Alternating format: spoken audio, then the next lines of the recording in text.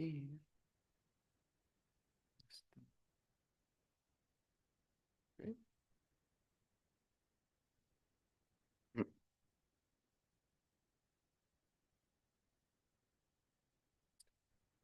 ¿Ven la presentación? Ok. Sí, sí se ve. Sí, sí se ve. Bueno, hoy vamos a platicar sobre dinámica molecular. Durante esta plática vamos a retomar algunos elementos que ayer Enrique les mostró y comenzamos con la misma pregunta de ayer. ¿Qué es la dinámica molecular? ¿Quién quiere responder?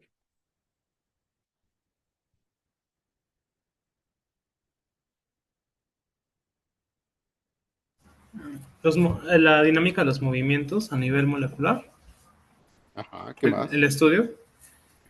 Y ya dando como una definición de que sería dinámica molecular aplicada a sistemas físicos, ¿cómo se les ocurre que podría ser?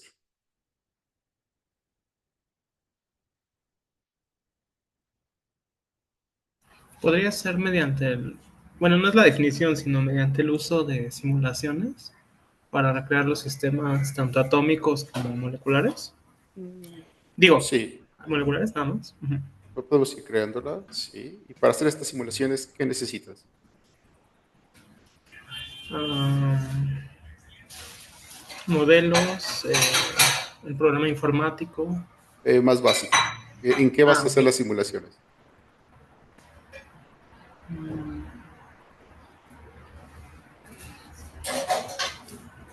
No sé, bueno, sí, sí entiendo lo básico que dices, como podría ser variables, como las leyes de Newton, ¿no? Entender todo lo termodinámica que hay detrás y todo eso. No, la pregunta era más simple, Más pero simple todavía. todavía. Sí, ¿en qué A vas a ver. hacer tu simulación?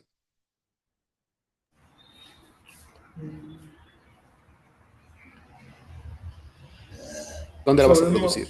sobre un modelo. Ok, en una computadora. En una computadora, por Sí, supuesto. ya. Ajá. Sí. Ok, ¿alguien más?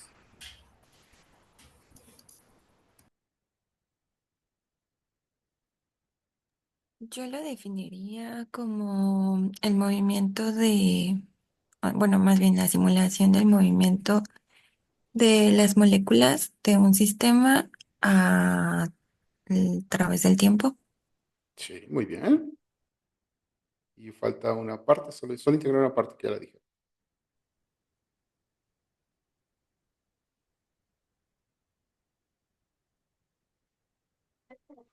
La interacción entre esos átomos, entre esas partículas, la forma en que interaccionan, Cuando las fuerzas, sí, ¿mediante qué?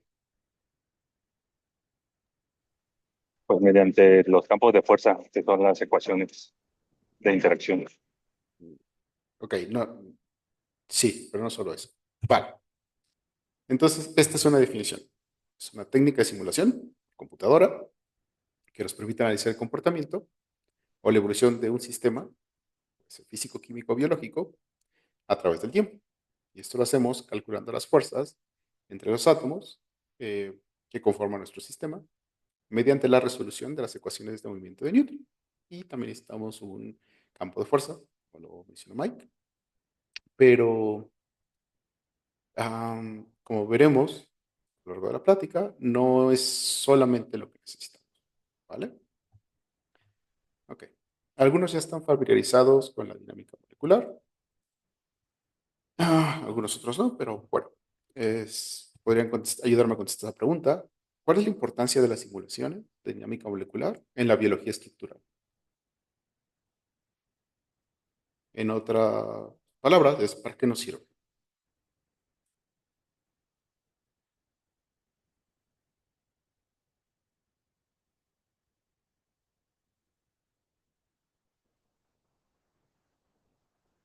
Pues depende de lo que va a querer hacer cada uno, ¿no? Pero en forma general yo creo que es para saber el comportamiento de un sistema en una característica, bueno, con características específicas. Ok, sé más específica. ¿Para qué la usarías? ¿O para qué la has usado? Bueno, yo para saber interacciones que pueden hacer una proteína con un ligando.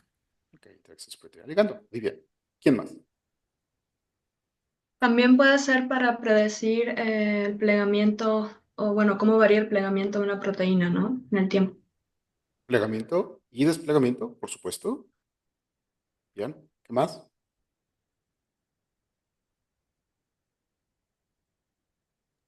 Pues también, por ejemplo, para explicar resultados de una prueba biológica, ¿no? El mecanismo de acción de un fármaco.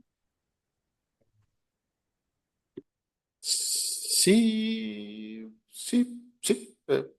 Digamos, a una escala muy pequeña, pero sí, sí, sí, sí podemos, por supuesto. ¿Qué más?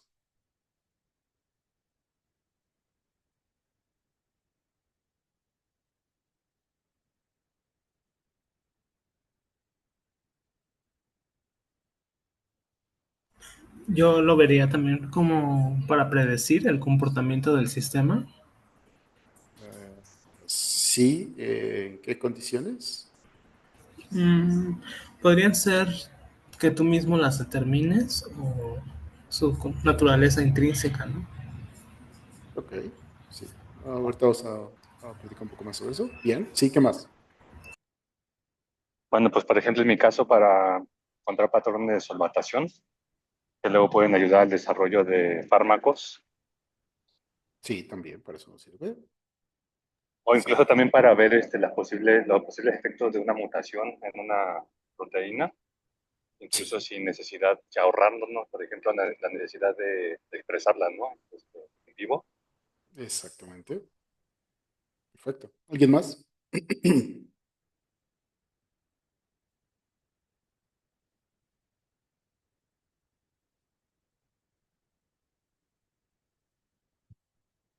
Este esquema resume prácticamente lo que ya me dijeron. Por ahí estaba. Bueno, no es todo. Faltan cosas, por ejemplo, que mencionan el plegamiento.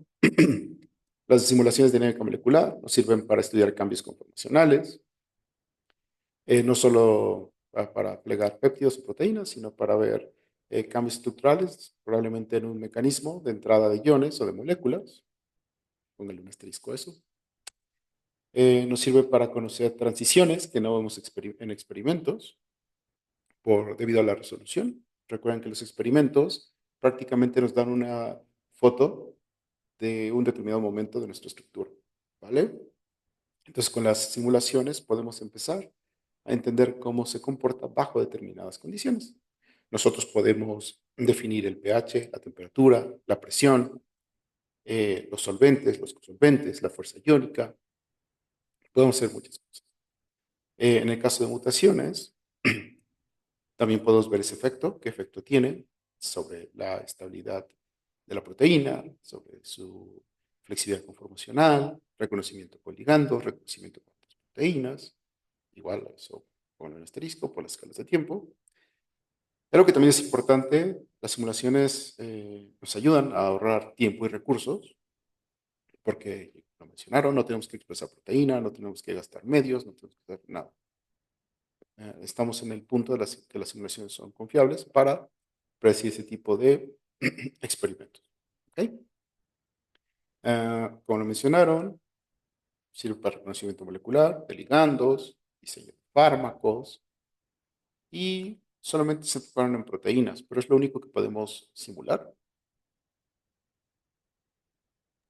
No, también ácidos nucleicos, ¿Qué más?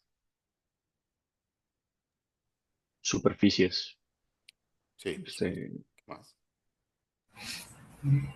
Yo digo que a grandes rasgos, cualquier sistema, bueno, no cualquier, más bien sistemas físicos, químicos y biológicos, ¿no? Más puntual. General, ok. Ya dijimos proteínas, nucleótidos, superficies que pueden ser de metales o de materiales, por supuesto, de polímeros. ¿Qué más? Pues también podemos simular, por ejemplo, membranas biológicas con sus sistemas Sí, por supuesto. Tenemos las membranas que están hechas de lípidos. Claro que sí. ¿Qué más? ¿Qué más tienen las membranas? canales. Aparte de proteínas, ¿qué más tienen?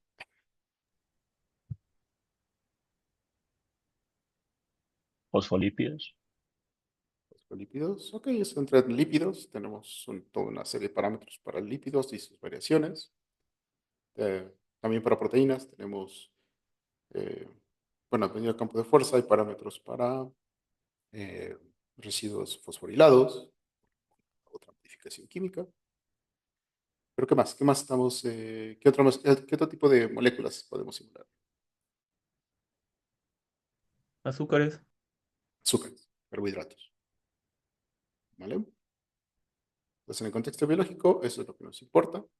Y, nuevamente, nosotros vamos a intentar simular eh, lo más parecido a las condiciones experimentales que tengamos. ¿Vale? Si tienen eh, proteínas glicosiladas, fosforiladas, vamos a simularlas de esa manera. Porque a veces eso, le cambio en parámetros o no incluirlos, puede llevar a resultados erróneos. ¿Ok? ¿Preguntas hasta aquí?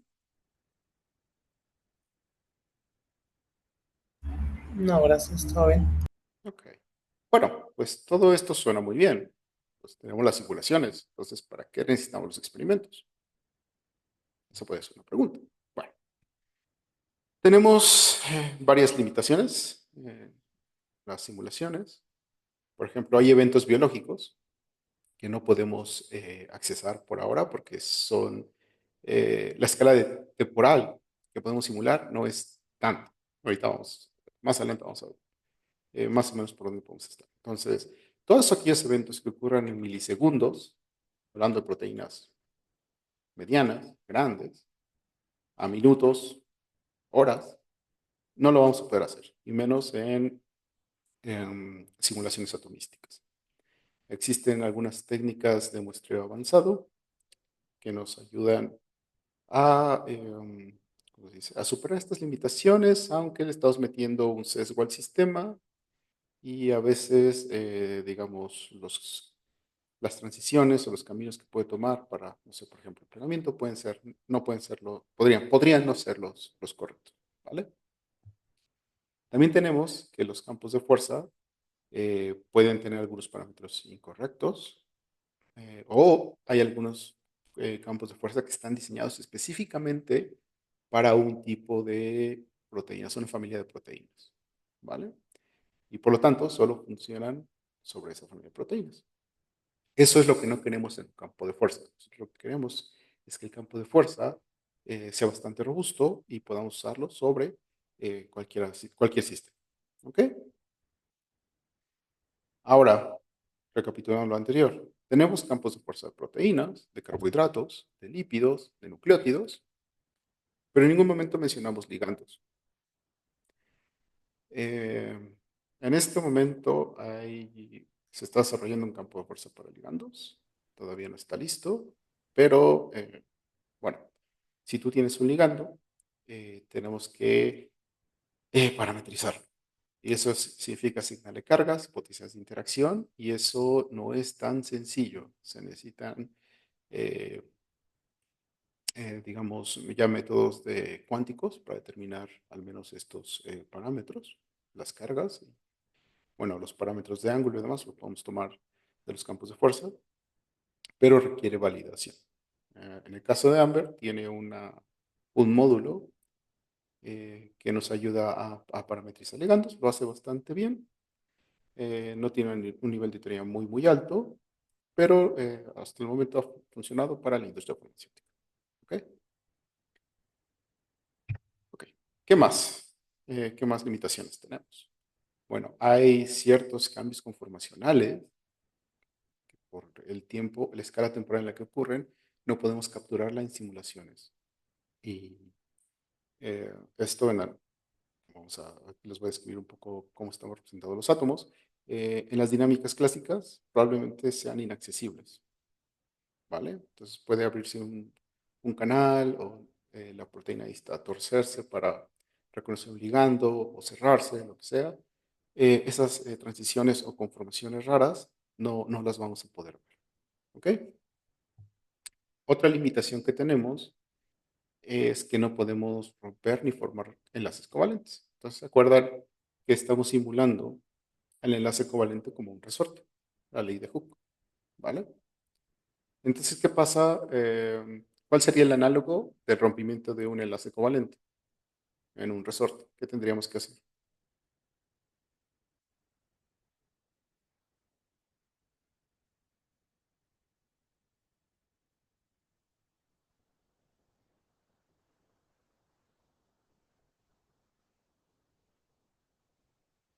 ¿Cómo podrían romper un resorte? ¿Qué le haría?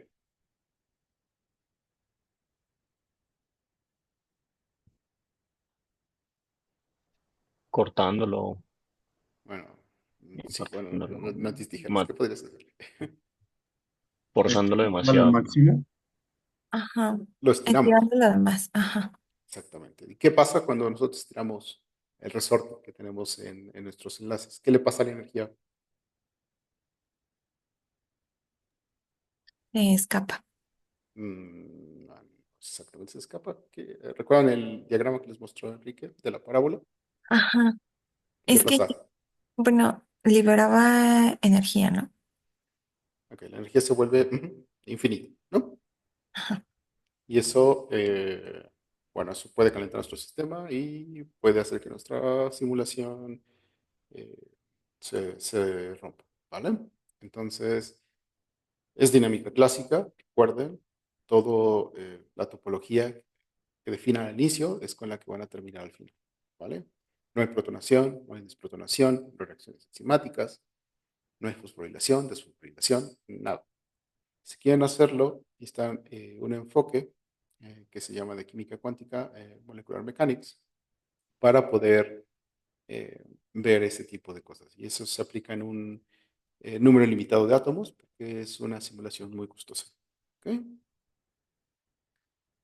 Y bueno, todos nuestros resultados, tengamos de simulación, requieren validación experimental, aunque también ocurre lo contrario. Las dinámicas ayudan a validar nuestros experimentos. ¿Preguntas hasta aquí?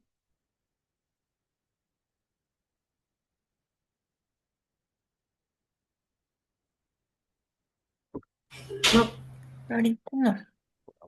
Vale. Entonces, ¿qué necesitamos para una dinámica molecular? Necesitamos, me lo mencioné al inicio, un modelo. Necesitamos un campo de fuerza. eh, y eso es todo lo que necesitamos.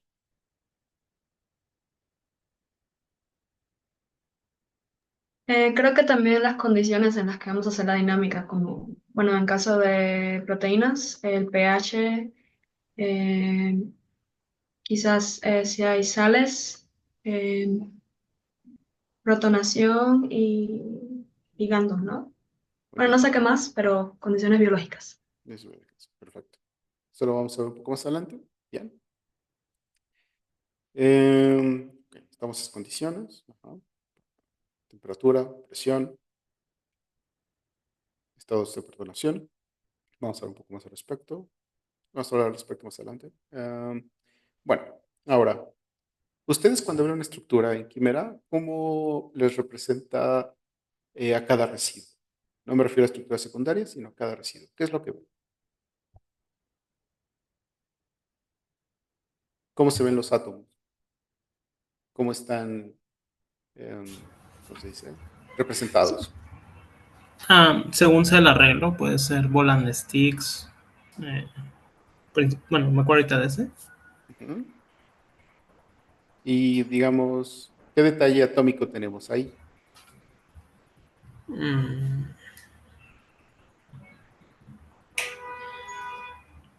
no sé. Ok, tal vez fue una pregunta muy mal formulada, pero bueno. Lo que vemos ahí son esferitas conectadas por Cierto. el enlace y estamos viendo todos los átomos de la proteína, ¿o no? Depende de la selección, ¿no? Supongo, abres tu estructura, le pones show all atoms, Ok. imaginen que ya está protonado, ¿ven todos los átomos o no?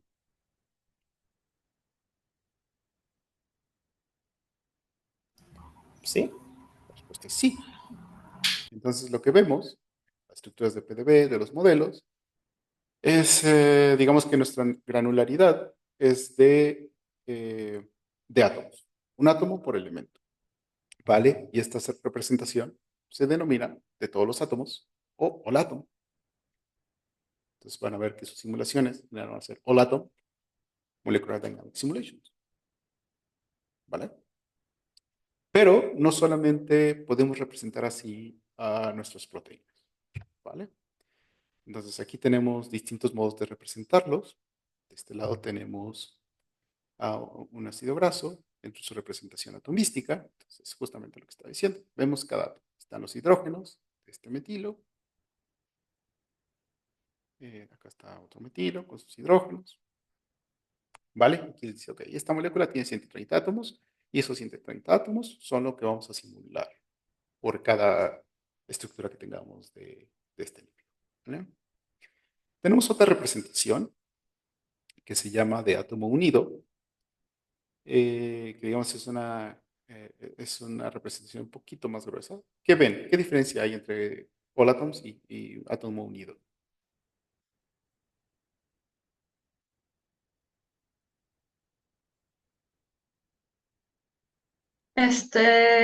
El de átomo unido es la segunda figura de la representación atomística, Sí, es sí, eso. ¿verdad?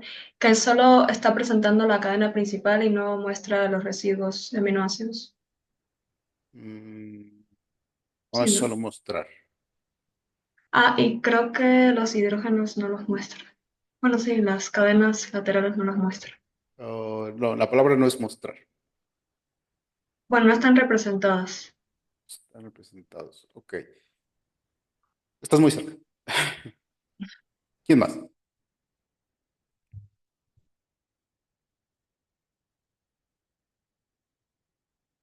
¿Alguien que no haya participado aún? No están considerados, podría ser entonces. No están considerados. El no tener considerados ciertos átomos que están en tu proteína te puede llevar a desviaciones en el comportamiento. Ese sería un problema. Entonces, ¿qué estamos haciendo? Optimizando, quizás. ¿Qué define optimizar? No sé si porque en la parte de abajo dice que se están contemplando 130 átomos y en el otro costado 50 átomos. Así No es. sé si en algún momento hicieron alguna, ay, no se le dice postulado, hipótesis, se me fue ahorita el nombre, Aproximación. una aproximación Ujú. para poder realizar el siguiente modelo. Sí, sí, ok, sí. Bueno, eso es para todos los modelos. Está muy cerca. Aquí está la respuesta. ¿Quién la quiere decir?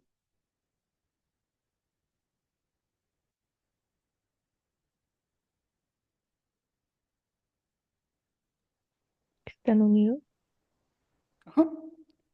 La contribución de los hidrógenos. Si ven aquí prácticamente, bueno, esto es una mala lección porque es hidrofóbica, pero todos los átomos hidrofóbicos, todos los hidrógenos hidrofóbicos, su contribución ya está incluida en el carbono al que están unidos, o al nitrógeno. ¿Vale? Bueno, el nitrógeno es polar. Todos los polares se van a mantener. Y esta es una forma de reducir el tamaño de tu sistema, porque como tenemos que calcular las fuerzas para cada átomo, en nuestra simulación es muy costoso. Si tenemos menos átomos, nuestra simulación va a ser más rápida, nuestro rendimiento por día. Esa es la filosofía detrás de esto. Por algunas cosas funciona, por algunas otras no. ¿Vale? Es por eso que todos los átomos sigue siendo como que el estándar.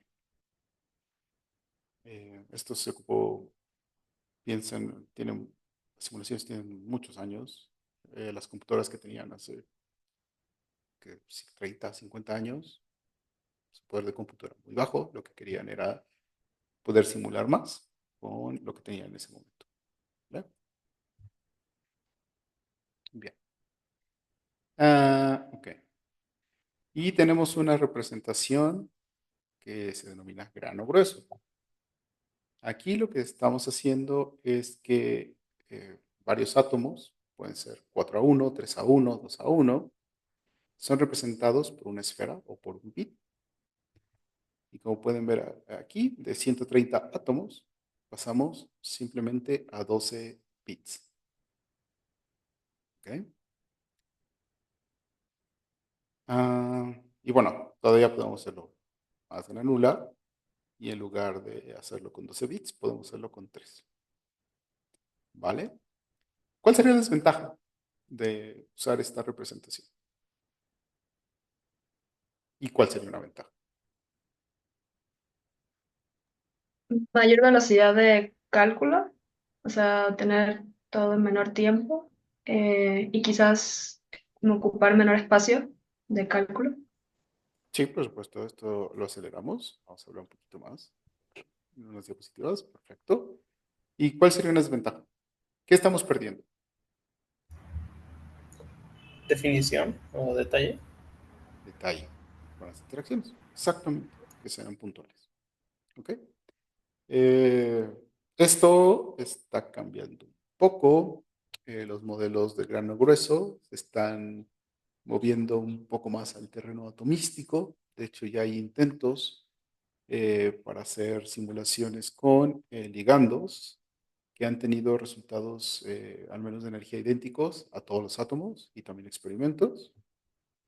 Entonces, probablemente en unos par de años, la siguiente década, las simulaciones ya se muevan hacia este punto porque, como les voy a platicar, son simulaciones más rápidas.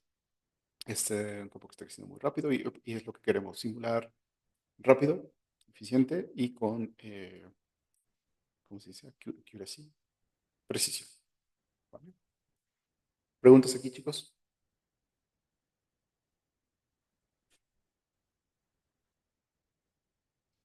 Ok.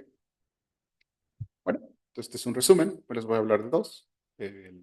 La representación atomística, todos los átomos. Como podemos ver en esta figura, pues aquí estamos representando todos los átomos que tenemos en nuestro sistema, ¿no? Bueno, aquí nos está mostrando los átomos. Y esta es una membrana, de hecho. El nombre lo dice, representamos cada átomo de forma individual. Aquí tenemos detalles finos de los enlaces covalentes, como se los mencioné Enrique ayer. Tenemos parámetros de distancia para cada par de átomos. Tenemos definidas las interacciones de Van der Waals y los efectos electrostáticos. ¿Vale? Y también tenemos interacciones explícitas con el solvente, que son muy importantes tanto para mantener la estructura de la proteína como para el reconocimiento de moléculas. ¿Ok?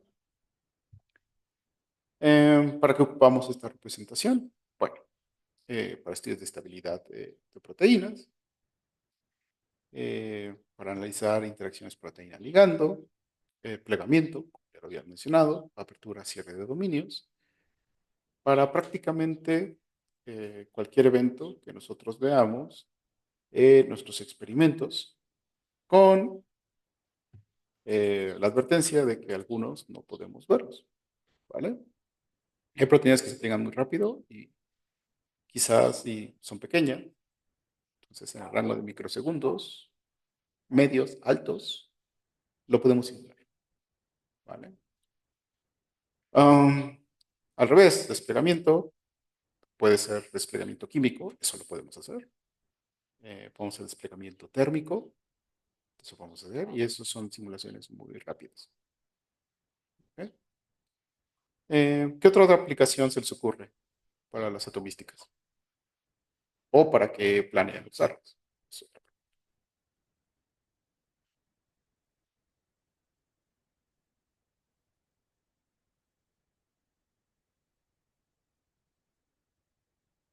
¿Alguien que no haya participado, chicos?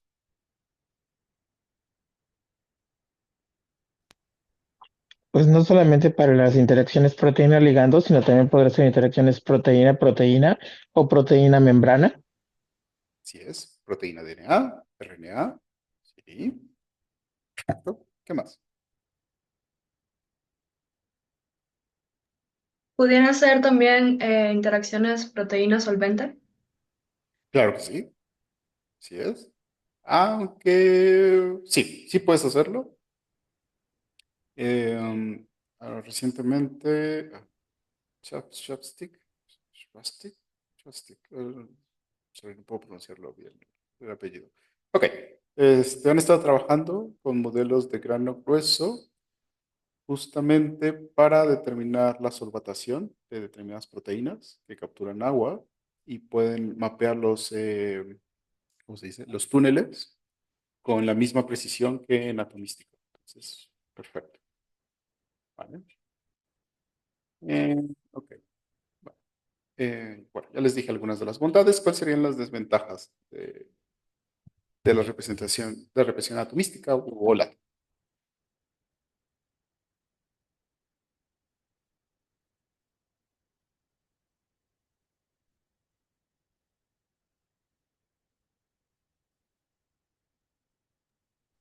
No han Eh, participado. ah, Ok, no puedo ver los nombres, pero Adrián, si me dices un nombre.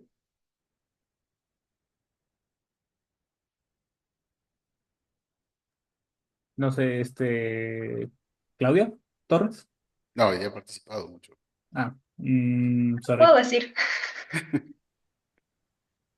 se me ocurre, o sea, se me ocurre que puede ser que como mucho tiempo, bueno, como mucho almacenamiento de cálculo. Mm, sí, eso va a ser para todos. Generamos una gran cantidad de datos. Sí. ¿Alguien más? No sé, también por cuestiones de poder de cómputo, ¿no? Sí, es costoso singular. De Ajá, hecho, ok. ¿qué tan costoso? Bueno, aquí tenemos, bueno, esto va a variar, pero los sistemas que corremos en laboratorio están más o menos en este rango de átomos, incluyendo aguas. Y si ven, esta es la cantidad de nanosegundos que ustedes pueden producir por día, ¿vale? Entonces, dependiendo del hardware que ustedes tengan, es lo que pueden simular. Entonces, vámonos un cálculo rápido. Por ejemplo, este que tiene 52 nanosegundos por día. ¿Cuánto tiempo van a tardar en generar un milisegundo? No, perdón, un microsegundo.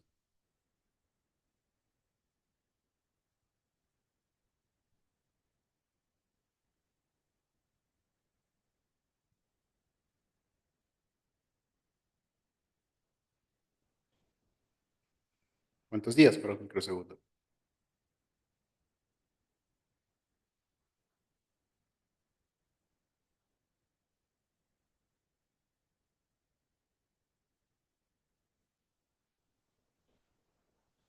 los que están abajo son días. Sí, estos son 50. Cierro los 50 nanosegundos por día. Ah, y es un milisegundo. No, un microsegundo. Ah, pues un mes. Ajá, 25, 28 días, aprox. Es 20 días, ¿no? Ujú. Sí, más o menos, por el sistema. Ahora, si eso les alcanza para explicar ¿cómo se dice? El fenómeno que están observando, está bien, si no, van a tener que simular más. Entonces, aquí viene el problema de estas simulaciones. Cuesta mucho. ¿Vale? Nuestros sistemas son grandes, 350.000 átomos, 400.000. Estamos hablando de algo del tamaño del ATP sintasa, del sector F1, de la proteína espiga, más o menos. Entonces, por ahí digo, tienen que ver qué hardware tienen disponible y así pueden calcular cuánto pueden simular. ¿Vale? Ahorita hablamos un poco más sobre esto. Bien, ¿preguntas, chicos?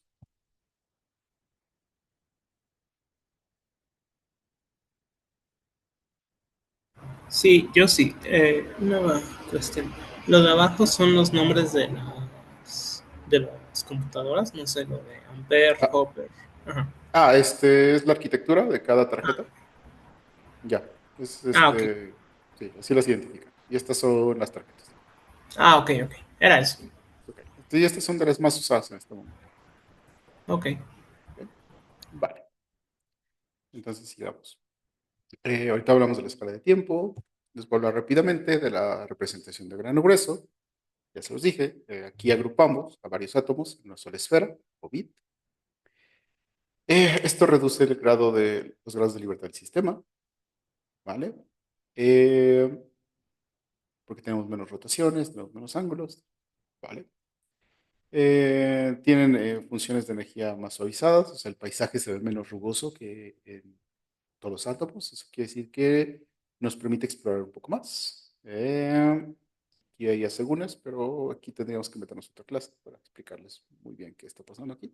Pero bueno, lo que tienen que entender son menos átomos. Y aquí está nuevamente nuestro paisaje conformacional. Está más suavizado.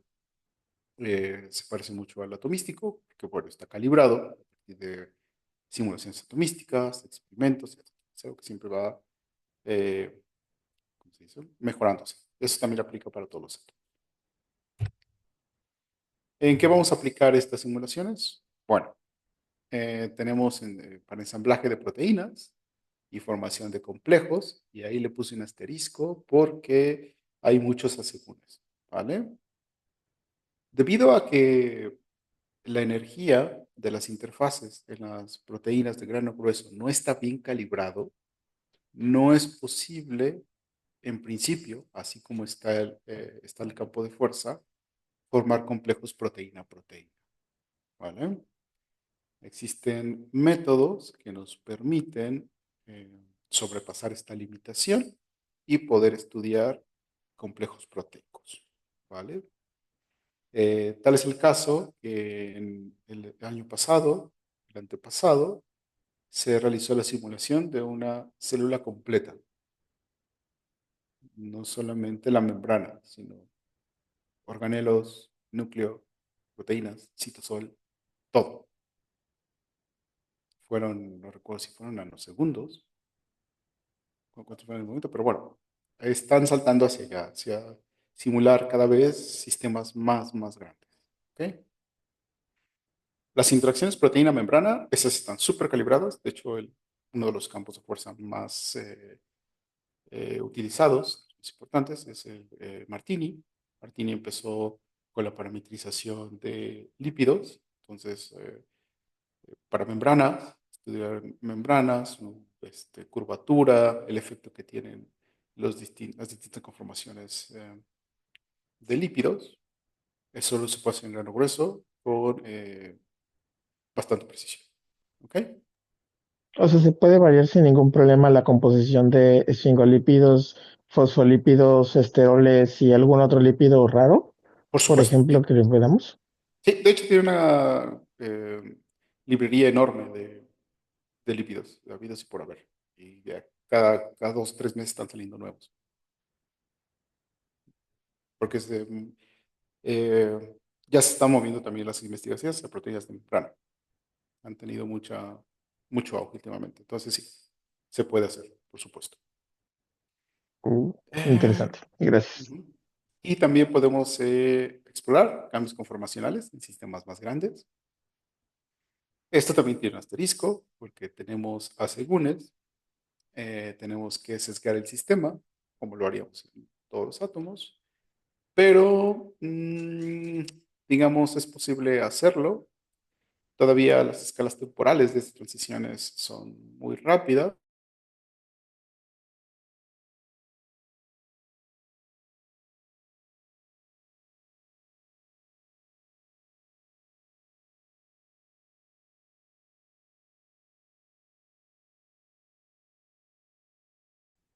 En el caso de complejos, que tiene que ver con la nanomecánica de proteínas, que igual se está desarrollando esta metodología para poder determinar cuáles son aquellas regiones de las proteínas que les confieren nanomecanoestabilidad.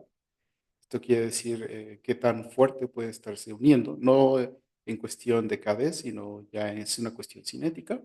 Se puede hacer. De hecho, estamos simulando los experimentos de microscopía de fuerza atómica. De hecho, para eso sirven este tipo de simulaciones. ¿Vale? Igual, con una precisión muy alta. De hecho, la ventaja es que como necesitamos simular menos moléculas, nuestras simulaciones son más rápidas Inclusive podemos hacer los experimentos, como estamos aquí jalando una proteína, lo podemos hacer mucho más lento, porque si lo hace, también es posible hacerlo en todos los átomos, por supuesto, pero tienes que ocupar velocidades muy grandes y eso le puede meter distorsiones. Entonces aquí puedes estar bajando la velocidad y por ahora estamos, ¿cuánto? 3, 4 órdenes de magnitud más, más arriba que los experimentos cuando las dinámicas están 7, 8, ¿vale? Entonces esto es lo que se ha hecho en grano grueso. Sí, Pero una pregunta decías que se podría, por ejemplo, una región de la proteína simular con grano grueso y si quiero ver algo específico en el sitio activo, hacerlo atomístico. ¿Es lo que te entendí? ahí ¿O no? sí, es posible ocupar ¿cómo se le llama? Modelaje multiescala. Por supuesto que sí. Va, gracias. Bueno, me surge otra duda. Por ejemplo, una interacción con un cofactor que induzca un cambio conformacional en otra región de la proteína, eso lo podríamos ver con grano grueso. La respuesta es sí. De hecho, olvidé mencionar esta parte y tampoco lo mencioné en el átomo. En el átomo es muy difícil ver alosterismo por la escala de tiempo, pero ha habido papers recientes, ya sea de Talmair o de Paulo Sousa, que hablan sobre efectos de mutaciones, cofactores y cómo pueden determinar alosterismo usando estas metodologías de grano grueso en proteínas de membrana. Y podría ser también en proteínas solubles, porque la metodología es la misma. Pero Y ya sí, la última pregunta, ahora sí. los que quieras. El- eh, por ejemplo, podríamos simular una proteína de membrana reconociéndose con otra proteína. Esto ya está muy, muy específico, utilizando grano grueso, pero que la región de reconocimiento fuera atomística. Tendría, ok, en teoría sí, porque tú defines la parte que quieres trabajar como atomístico. Ahora, si no estás seguro de cuál es la parte de interacción, está un poco difícil,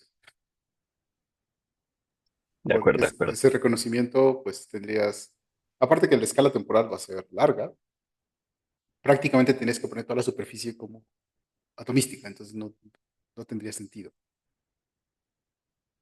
¿Me explico? Yo Sí. tengo una duda. Sí.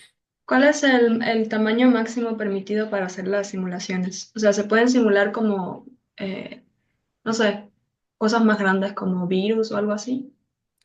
Ya el tamaño de la célula. Está yendo hacia allá. A ver, estos cuántos átomos eran millones de átomos. Técnicamente no hay un límite. O sea, tu simulación va a correr. El problema va a ser qué tan rápido va a correr. Ok. Creo que entre más átomos tengas, más lento es. Y no va lineal. De hecho, regresemos un poco hacia acá. Por ejemplo, si ustedes doblan vamos a cerrarlo en 400.000 átomos y que tenemos 50 nanosegundos por día. Si ustedes doblan la cantidad de átomos, 800.000, no van a simular 25 nanosegundos por día, van a estar simulando 8, 10, porque esto es exponencial. Cada átomo que ustedes agregan a su sistema es una carga exponencial de cálculo. ¿Vale? Entonces, técnicamente no hay límite. Probablemente me ha pasado. En el momento de construir el sistema te puedes quedar sin RAM, pero ya es una limitación de tu máquina, no exactamente de los motores biomoleculares. ¿Vale? Pero tú puedes simular lo que quieras. De hecho, como te lo mencioné, quieres simular células enteras. Entonces, de hecho, ya lo hicieron. ¿Vale? Entonces, Siguiendo un poquito con la pregunta de Juan, si se quisiera encontrar como una molécula pequeña que pudiera inhibir la interacción de dos proteínas que también fueran pequeñas, mm, pero se sabe bien cuáles son los aminoácidos que interactúan entre las dos proteínas. Sí se podría solamente como hacer de grano grueso y solamente en esa interacción en donde se tendría que unir el ligando, hacerlo atomístico. técnicamente es posible. Ok, Sí, técnicamente lo es. Ujú. gracias. ¿No? Y yo también siguiendo con las mismas preguntas, hablando de membrana, por ejemplo, en la misma membrana me decías que se pueden simular diferentes composiciones, pero se pueden simular con diferentes composiciones a la vez. Por ejemplo, estos lipid rafts que ahorita están, estos nano y microdominios que se sabe que hay en algunas células, bueno, que tienen las células que contienen cierto tipo de proteínas y ver cómo se está moviendo este dominio a lo largo de todo el complejo, bueno, toda la membrana lipídica. Sí, sí es posible. De hecho, puedes checar un artículo de la doctora Paula Mendoza sobre la cápside de HIV de hace 2 años, que hacen simulaciones más o menos de este tipo, de lo que estás planteando. Ujú. Perfecto, gracias. Ok, bueno, entonces sí. Mira, perdón, No, no, la no, sigan, última sigan, ahora sigan. sí. No iba a decir que recientemente vi un artículo del doctor, ay, se me fue el apellido, bueno, de la Universidad de Florida, que decían que para simular proteínas en membranas, si hacías una restricción en la parte que suele estar embebida en la membrana, podrías llegar a resultados similares que simulando toda la membrana completa, o bueno, la región de la membrana que tendrías que simular. Ok, restricciones, ok, ok. O sea, no estás simulando la membrana, estás, digamos, simulando el ambiente de membrana, ¿correcto? ¿Más o menos por ahí Exacto, la idea? más o menos. Más o menos. Técnicamente, sí tendría que leer el artículo, no lo sé. Te lo Eh, paso. ok, va. Pero podemos hablar al respecto. Puede ser que esté, para ciertos sistemas puede que funcione, ¿vale? Es un hecho. Para algunos sistemas puede funcionar bien, para otros no. Eso incluye los campos de fuerza. ¿Ok? Hay problemas, por ejemplo, cuando hacemos esa misma metodología, pero con el agua, cuando no la simulamos. Porque si ya lo verán más adelante, en otras clases, su sistema, prácticamente el 70% de los átomos son aguas. Entonces, lo que más gastan en simular son moléculas de agua. Claro, Se les ocurrió hacer algo que se llama eh, solvente implícito, donde tú metes a tu proteína en un medio que está simulando la constante dieléctrica del agua, ¿vale? Esto se hace al inicio de las simulaciones, no, no puedes simular agua, se simula en vacío. Y va de nuevo, hay algunos problemas, por ejemplo, en cuestión de electrostática, porque se ven afectadas esas interacciones, se ven aumentadas. Eso te puede llevar a distorsiones de tu sistema. Entonces quiero pensar que al no tener esos lípidos en tu membrana, también pueden causar ciertas distorsiones. Pero tendría que verse caso a caso o demostrar que no es así, que sí funciona para una gran, eh, una gran variedad de sistemas. de acuerdo, pero muchas gracias. Ok. Las preguntas, chicos. Ok. Bueno, las desventajas de estas representaciones es, por ejemplo, tenemos esta pérdida de descripción atomística, tenemos ciertas imprecisiones. Tenemos que ajustar los modelos de interacción para algunos sistemas específicos para que funcionen. Recuerden, tenemos varios átomos unidos, podemos estar perdiendo algunas interacciones importantes.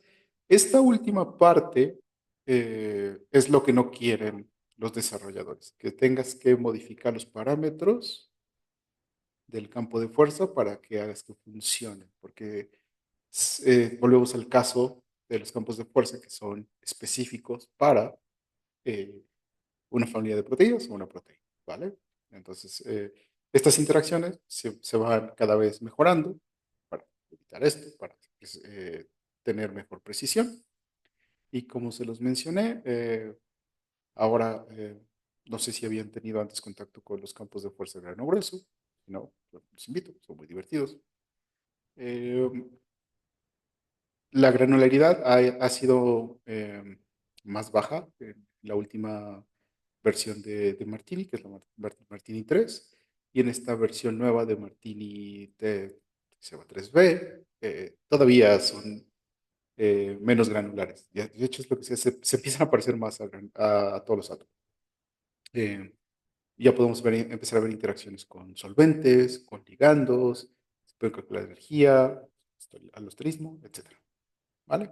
Entonces, estas desventajas probablemente en un futuro no existan y van a salir otras, seguramente. Uf, bueno, hablando de campo de fuerza, es un repaso rápido. Nos ayuda a describir la energía potencial de nuestro sistema mediante funciones matemáticas. Están construidas de aproximaciones y parámetros empíricos. Y la presión de nuestra simulación, pues va a depender de la elección de nuestros parámetros, ¿vale? Que esos en teoría ya no los elegimos porque ya están dados en el campo de fuerza. Esto es para los desarrolladores, ¿ok? Entonces, recuerden que tenemos las partes enlazadas, que son los enlaces, ángulos y los diedros, porque son torsiones. Otra cosa que son impropios, que es para mantener planaridad eh, ¿cómo se llama? En anillos aromáticos. Y la parte no enlazada, que tiene que ver con electrostática y baterías. Que esto ya lo vieron ayer con Enrique, lo explicó muy bien. Ok, tengo que irme un poco más rápido. Bueno, aquí está esta tabla que nos habla de dónde salen los parámetros que tomamos para las simulaciones, bueno, que los desarrolladores tomaron para las simulaciones, generalmente vienen de aquí. Algunos vienen de datos experimentales, como aquellos de vibración y tanto vibración y estiramiento de los enlaces por espectroscopía. Algunos vienen por cálculos cuánticos, las cargas o los ángulos de rotación.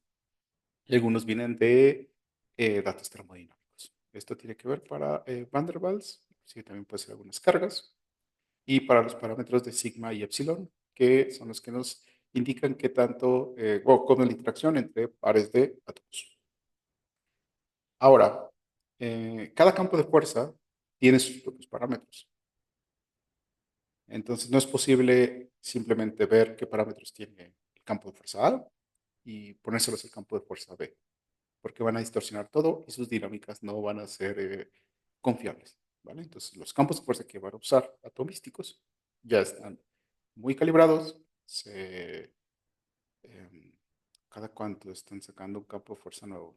Cada 5 o 10 años. Entonces, siempre están en mejora continua, ¿vale? Y hablando de esto, ¿qué campos de fuerza conocen? ¿O de cuáles han oído hablar?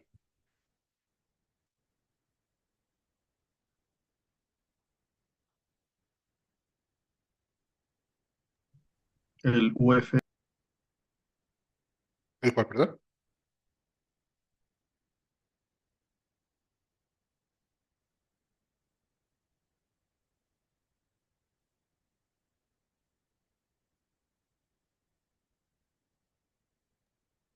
perdón, UFF. Me suena. Ok, ¿ese para qué funciona? La verdad, hace mucho que lo usé cuando estaba en licenciatura, pero ya no me acuerdo bien. Ok, me suena, pero ok. ¿Alguien más?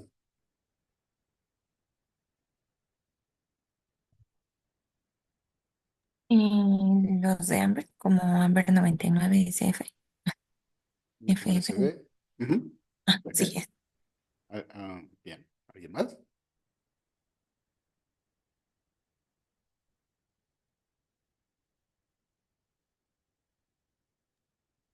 Vamos a ver a Kaylee, por ejemplo.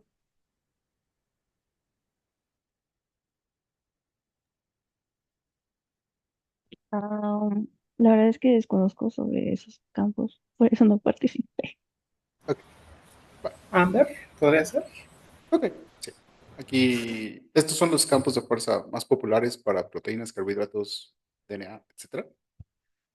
Aquí tienen su descripción. La elección va a depender de con qué programa cuentan, ya sea en su cómputo o en sus clusters locales, o en algunos casos hay campos de fuerza que funcionan mejor para determinadas moléculas, ¿no? Por ejemplo, Sharp 36 está muy em, afinado para trabajar con carbohidratos y con lípidos, ¿vale? Amber lo ha estado haciendo recientemente, pero Si tengo que simular membranas y lípidos y carbohidratos, mi elección sería Charm 36. ¿Vale? Pues bueno, tenemos campos de fuerza de Amber, que son los que tenemos en el grupo. También ocupamos Charm 36, puesto. ¿Qué otras cosas? Tenemos este cromos, que ya es un campo de fuerza viejo, que es justamente el de átomo unido. Se bien para proteínas, solventes lípidos, pero traten de usar los más nuevos de preferencia. ¿Ok? En algunas ocasiones muy, muy específicas, tendrán que usar campos de fuerza más viejos. ¿Vale? Y si encuentran algún problema, por favor, repórtenlo. Solo como anécdota, hace 6 años, 7 años, eh, estábamos analizando el desplegamiento de un péptido que experimentalmente sabíamos que a determinadas condiciones se, se desplegaba, ¿vale? Hicimos las simulaciones con Chart 36, inclusive con el campo de fuerza 14 de Amber, y resulta que en ninguno de los dos casos se desplegaba la proteína. Entonces, ¿qué pasó ahí? ¿Los experimentos estaban mal? ¿O era el campo de fuerza que estaba mal para ese caso específico? El campo de fuerza. Ujú. Entonces, siempre el experimento es el que va a validar esto. Por eso mencionaba que requiere validación. ¿Ok? Entonces, ¿qué pasó? Resulta que el, el agua, de hecho, ni siquiera fue el campo de fuerza de proteínas, sino fue el campo de fuerza de agua. Es lo siguiente que vamos a platicar. Estaba sobreestabilizando la estructura. Entonces, estos chicos de Charm lo que hicieron fue reparametrizar las interacciones de la proteína con el agua, y de hecho ya se llama Charm 36M. eh, y corrimos las simulaciones y voilà, el péptido se desplegaba, ¿vale? Entonces, siempre es bueno reportar ese tipo de cosas. Bien, tenemos otros campos de fuerza, que son el OPLS, también usado, eso es prácticamente con ciertas suites que son de pago, si las tiene en su laboratorio, úsenlas, está bien. Tenemos el campo Martini 3, que son para proteínas, lípidos, polímeros, moléculas pequeñas y nucleótidos. Tenemos un campo de fuerza que trabaja sobre Martini 3, que se llama Go Martini. Trabaja sobre proteínas y este se ocupa para estabilidad mecánica y grandes campos conformacionales de proteínas. Todos estos que les he mencionado hasta ahora son campos de fuerza clásicos, no polarizables, o sea, no tenemos dipolos, pero si por alguna razón ustedes quieren mayor precisión en su simulación, pueden ocupar el campo de fuerza AMOEVA, hasta donde sé solamente está diseñado para proteínas y, pues bueno, tiene mayor realismo electrostático. Esto tiene una desventaja grande. Para calcular los dipolos del agua, aparte de los tres átomos, son uno, dos, tres, por cada molécula de agua literalmente estarías calculando 9 átomos. 3, 6, 9, 12 átomos. Entonces tu costo computacional va a ser muy, muy grande. Solo casos específicos. Y todavía no están del todo bien afinados. ¿Vale? Y bueno, esto son los parámetros para proteínas, biomoléculas en lo general. También necesitamos campos de fuerza para el agua.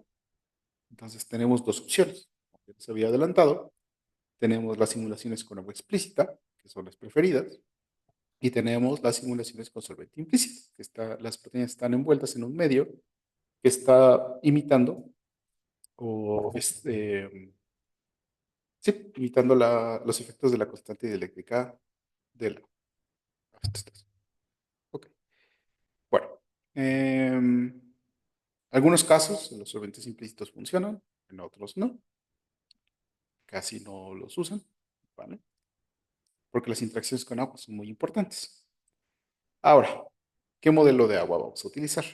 Bueno, el agua más simple es la que tenemos de 3 puntos, donde representamos a los dos hidrógenos y el oxígeno, por eso se llama 3 puntos. Y tenemos varias versiones, dependiendo de los campos de fuerza. Es el SP modificado y el tip 3P. ¿Ok? Tenemos otra molécula un poco más realista, que es de 4 puntos, que se llama tip 4P, y una modificación que se hizo en 2005, donde tenemos los 3 átomos del agua, los hidrógenos, el oxígeno, y tenemos un átomo dummy que está funcionando como, está representando el par de electrones libres, un par de electrones libres del oxígeno. ¿Vale? Estas dos moléculas de agua, estos enlaces son rígidos, o sea, no vibran. ¿Ok? Tenemos modelos de agua flexibles, donde permitimos que estos enlaces puedan vibrar. Esto también tiene un costo computacional, ¿vale? Entonces, prácticamente muy pocas personas lo usan. Tenemos el campo de fuerza polarizable, que es lo que les decía, que están los 3 átomos de la molécula de agua, más 3 dipolos para cada átomo. Entonces, el costo computacional se vuelve más alto. Y del otro lado tenemos el modelo de agua de Martini, que donde cada esfera representa 4 moléculas de agua. ¿Ok? Entonces, estas prácticas, bueno, hay modelos de 5 puntos, no recuerdo si es de 6 puntos. Ok, hay muchísimos modelos de agua. ¿Cuál van a ocupar? El que les recomiende el campo de fuerza de proteínas. ¿Vale? Porque eso puede alterar los resultados, como ya les platiqué, lo que pasó con el péptido. ¿Vale? ¿Preguntas aquí, chicos?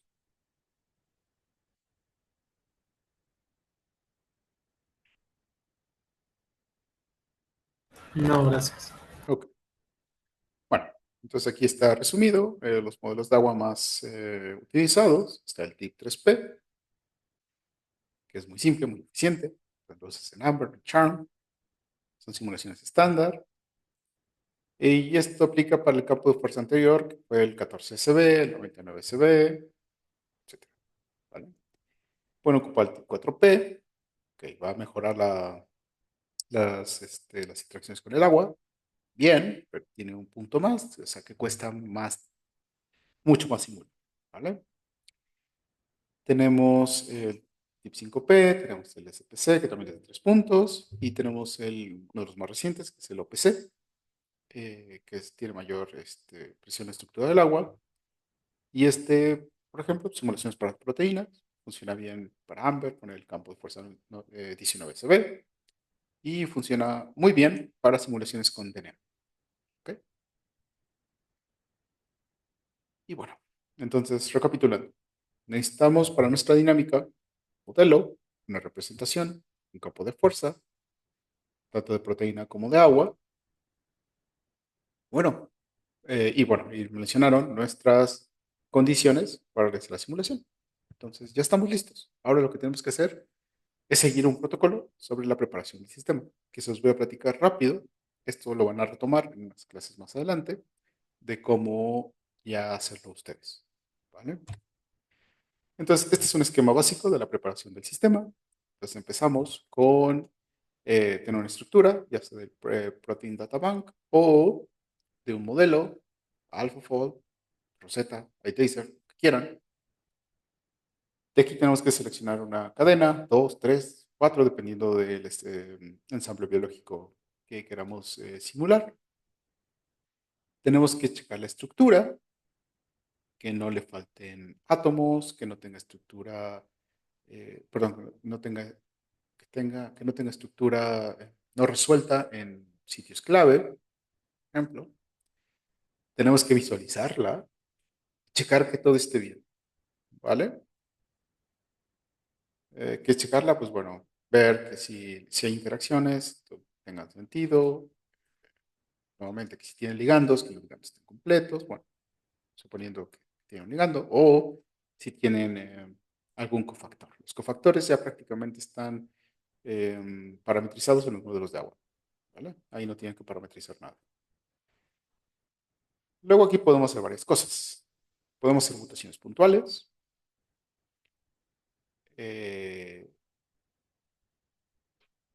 O si ya nuestra estructura viene protonada, por ejemplo, es una estructura de resonancia magnética nuclear que ya tiene incluidos los hidrógenos, podemos pasar la solvatación, que eso os voy a platicar gráficamente más adelante. O lo que tenemos que hacer también es definir los estados de protonación. Eso es muy importante. ¿Ok? Luego metemos a la proteína en una caja de agua, esta parte de solvatación. Luego le ponemos sal, sal iónica. Tenemos que tener un sistema electroneutro, por supuesto. Seleccionamos los protocolos de simulación, preparamos los archivos de simulación y mandamos nuestra simulación a supercómputo o lo corremos en el servidor que tengamos en el laboratorio. Hay algunas simulaciones que las pueden ver en vivo, no se los recomiendo, también es costoso estar viendo las simulaciones. Bueno, aquí dice que puede ser un análisis en vivo, no tiene sentido. Y bueno, ya que tienes tu simulación, ahora sí, analizamos. ¿Ok? Entonces, la parte del Protein Data Bank, ya no se los voy a contar, ya la vieron, la van a volver a ver, ¿vale? Entonces, voy a saltar a los puntos importantes, que es la protonación. Entonces, recuerden, nosotros tenemos una topología inicial que no cambia a lo largo de la simulación. Así que es importante asignar los estados de protonación lo mejor posible, ¿ok? Esto obviamente afecta a los residuos ionizables, que son ¿cuáles?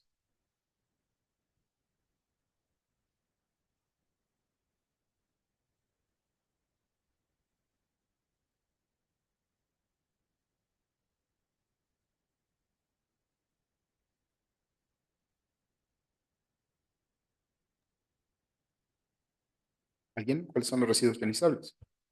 Héctor Sánchez Reina, a lo mejor.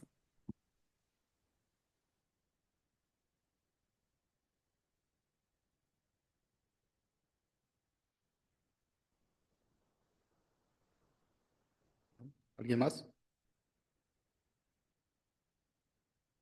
Eric Herrera.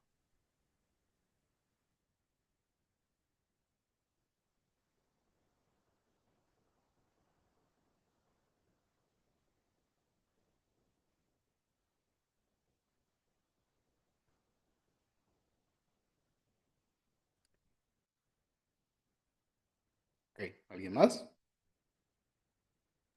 Pues los ácidos como el ácido aspartico y el ácido glutámico, los básicos también como la arginina, la lisina, Ujú. histidina. Esos, Y la histidina, principalmente, sí. así es. Y una más que no está aquí, ¿cuál sería? Bueno, no solamente esos, también son los que tengan, por ejemplo, los OHs, puede ser, por ejemplo, la serina o la treonina, nada más que a pH biológico no sería. Ok, eso es un no, pero hay otro que hace falta, que puede estar o no. Cisteína. ¿Qué, perdón? Cisteína. La cisteína, correcto. Puede adquirir, puede desprotonarse si está formando parte de un sitio de coordinación de metales, por supuesto. Entonces, bueno, en el caso de la histidina, si recuerdan, puede tener tres estados de protonación. Dos de ellos, digamos, bueno, cualquiera de ellos puede ser pH biológico. Uno de ellos es la protonación en el nitrógeno delta, o sea, se llama histidina delta, o en epsilon, epsilon, o en las dos, donde tiene una carga positiva, ¿vale? Entonces, esto es crucial si estos residuos forman parte de un sitio de reconocimiento o están coordinando metales. Si aquí tuvieran un zinc, ups, no se dibujó bien, un zinc, dos, sorry, sí, y coordina con este, ¿el zinc se queda pegado o no se queda pegado? a su proteína.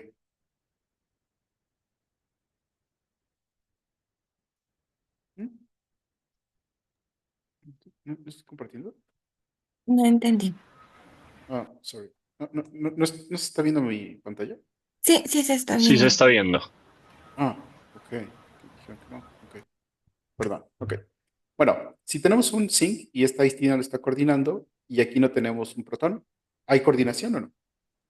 Sí. Mm, Sí, sí lo hay. ok. Ahora, si definimos que el estado de protonación de histidina es en epsilon y aquí tenemos un zinc, ¿está coordinando o no está coordinando? Sí. En este, Mm, ¿tiene electrones libres para coordinar con el zinc? Ahí es mm. que estás encerrando el hidrógeno o al nitrógeno de abajo. Bueno, da igual. Al nitrógeno. Pues es que ahí el nitrógeno sí tiene tres enlaces y un par libre, entonces sí podría coordinar.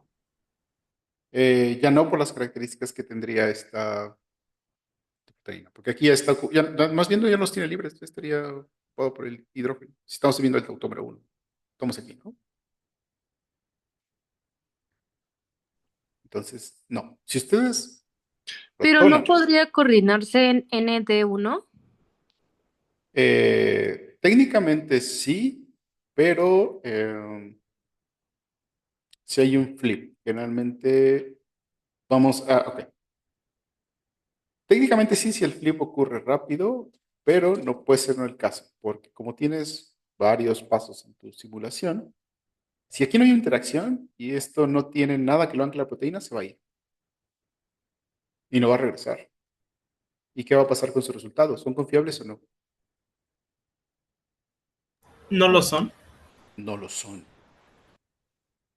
Si ustedes lo asignan desde el inicio, esta coordinación, dejándolo libre, en este caso, por ejemplo, su zinc se va a mantener en ese lugar y va a estar haciendo su función. Y vale, van a tener una trayectoria que es confiable. Si ustedes mal asignan los estados de protonación, entonces su simulación no va a servir. ¿Ok? Entonces, cuando ustedes lo meten en un programa, que lo van a hacer mañana, les va a dar un estado de protonación más probable. ¿Esto cómo lo hace?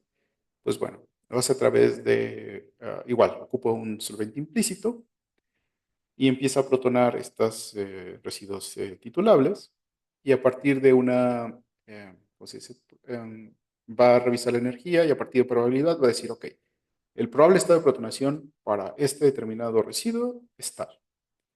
Entonces, tiene mucho cuidado con las histidina, ¿vale? Entonces, tenemos histidinas delta, epsilon y protonado. Los programas se pueden equivocar, ¿vale? A algunos no les gustan los iones, no los van a tomar en cuenta y eso puede afectar un poquito el cálculo.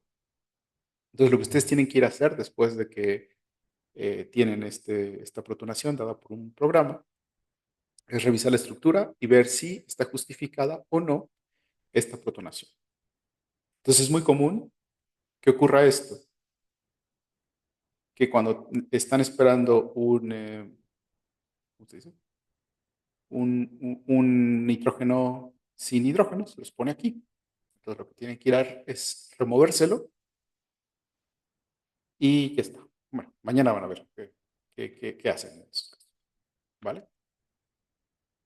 Bueno, hay algunos casos, por ejemplo, que tenemos datos experimentales, donde algunos de estos residuos, los ácidos, están protonados a determinado pH, inclusive a pH, es un caso raro, a pH de 6, por ejemplo, ¿vale? Y es importante para el mecanismo. Entonces, si hay datos experimentales y esto está protonado, hay que protonarlo.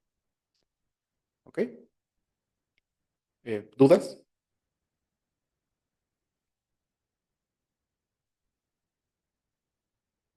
¿Dirías que esto es más común específicamente con la histidina o hay que tener cuidado también con, por ejemplo, la arginina, que Esto es más con histidinas y más si están formando parte de estos, ¿cómo se llama? complejos? De estos complejos, Va, exactamente. gracias. Ya les platicarán. ¿O no? Puedo adelantarles un poco. Recuerdan que tenemos parámetros para los residuos, para cada residuo y para cada átomo de esos residuos. Ahora, ¿cómo diferenciamos si es una histidina en delta, una histidina en epsilon o una histidina protonada?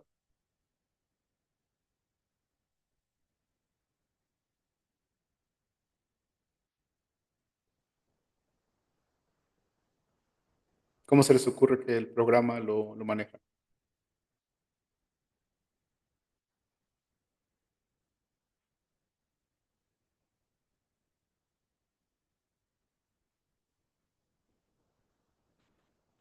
¿O cómo sabe el programa que una valina es una valina? Vamos a poner esto.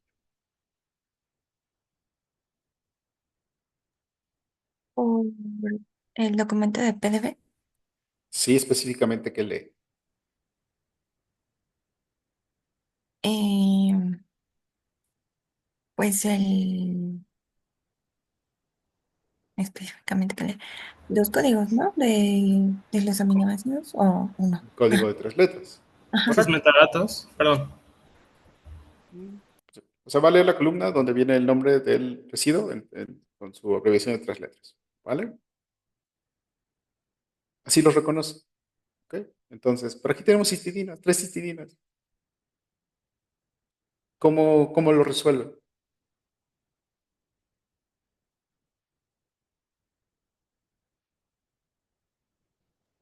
Justamente por el código que viene ahí de ND1. ND1. No, porque todas lo tienen. El nitrógeno delta, las 3 lo tienen. El hidrógeno no. Ujú. Pero ¿cómo sabe dónde tienen que protonar?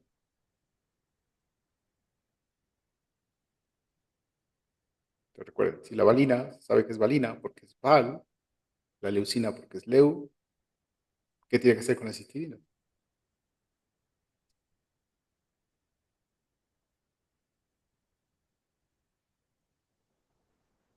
¿Reconoce el sitio de cierta manera? Sí, pero vamos a ver. Ok. Que tal vez no quedó muy claro. Ocupas 3 nombres. Bueno, 4. His, histidina. Hie, histidina en epsilon. Hip, histidina en delta. Hip, histidina protonada. ¿Vale? Y para Amber, y para muchos otros programas, histidina e histidina en epsilon es lo mismo, porque es la más probable de existir en solución. ¿Ok? Entonces tienen que tener mucho cuidado con los nombres que estén en su PDB.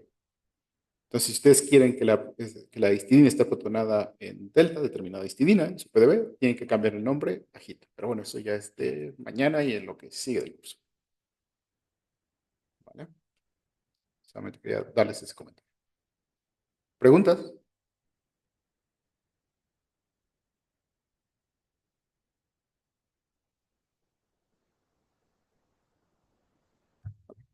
Ok, bueno.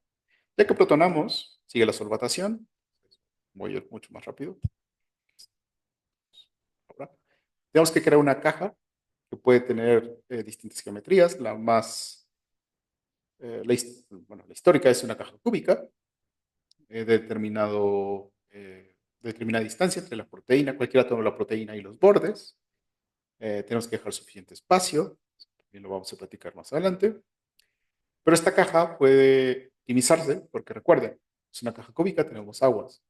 Entonces, entre más esférica sea, menos aguas tenemos, más rápido nuestra simulación. ¿Ok? Entonces, verán, este ejemplo es una caja cúbica, solvatamos con agua y luego neutralizamos el sistema y si es necesario, agregamos determinada fuerza iónica. Que puede o no ocurrir, dependiendo de los protocolos. Pero siempre la carga del sistema tiene que ser cero. ¿Ok? Ya sea que agreguen suficientes iones para una determinada concentración o simplemente agreguen contraiones para neutralizar la carga. Y bueno, Marco. Sí, una pregunta. Todos esos datos los ingresamos nosotros. Digo, yo sé que es de la clase de mañana, pero es buena curiosidad. ¿Todos esos datos son ingresados por nosotros manualmente o ya vienen prefijados por el programa? Manualmente, tú defines. Ah, ok. Ujú. Ok, era eso. Entonces, explicación rápida de los protocolos. Un primer paso se denomina minimización. Aquí lo que tenemos que hacer es reducir la energía del sistema, es decir, optimizar la geometría para que no haya choques estéricos. Recuerden que los choques estéricos, cuando hay un traslape grande de los redes de Van der Waals, la energía se vuelve infinita rápidamente. Eso no lo queremos para que nuestra simulación sea estable. Lo que queremos es llegar a esto, ¿no? A una energía potencial que sea lo más baja posible. Y prácticamente es eso, es pequeños movimientos de los átomos y evaluar cuánta energía hay entre cada uno y se mueven para justamente disminuir esta energía potencial. Luego tenemos algo que se llama equilibración o termalizado. Aquí es donde ajustamos nuestras condiciones termodinámicas y esto es muy importante para alcanzar el estado termodinámico estable, ya lo vemos, y que no estemos sesgados por la estructura inicial o por artefactos que tengan en la configuración, sea una cadena lateral mal puesta, lo que sea. ¿Ok? Y esto se hace a partir de una distribución, ya sea de velocidades, de temperaturas, así es como funcionan. Y para ser el equilibrado tenemos algo que se llaman ensambles. Y esto es lo que va, este es un conjunto de nuestros estados microscópicos que van a cumplir ciertas restricciones y es lo que nos permite calcular propiedades termodinámicas en nuestro sistema. Entonces, aquí les muestro cuatro, los más importantes, el microcanónico, canónico, isotérmico isobárico y el gran canónico. En los primeros tres se mantienen constantes el número de partículas, es importante. En los dos de arriba, el volumen es constante y en uno de ellos la energía del sistema es constante y el otro es la temperatura. ¿Okay? En el NPT, o sea, es número de partículas constantes, presión constante, temperatura constante, lo que varía es el volumen. Y este que prácticamente no ocupamos tiene que ver con el potencial químico, se mantiene constante, el volumen y la temperatura. ¿Okay? Este es un resumen de estos ensambles, cuáles son los parámetros y cuáles son sus aplicaciones. Entonces, el primer paso es la minimización, seguido de una equilibración, esto es asignarles velocidades, por lo tanto temperaturas, te he explicado de dónde vienen, a nuestro sistema, y ese siempre es lo que tiene que seguir. En equilibración en el NBT para evitar la formación de burbujas de aire y que prácticamente es burbujas de aire en nuestro sistema. Después puede seguir un equilibrado NPT. Bueno, sí, generalmente se recomienda NPT para controlar la presión. Y generalmente, ya cuando controlamos simulaciones, podemos elegir este mismo ensamble, NPT, aunque también se puede utilizar el NBT. Todavía hay discusión de cuál usar o cuál no, pero bueno, esto también tiene ciertos costos. Y bueno, este gran canónico, que no lo he visto usado hasta el momento. En el equilibrado de NBT, lo que tenemos es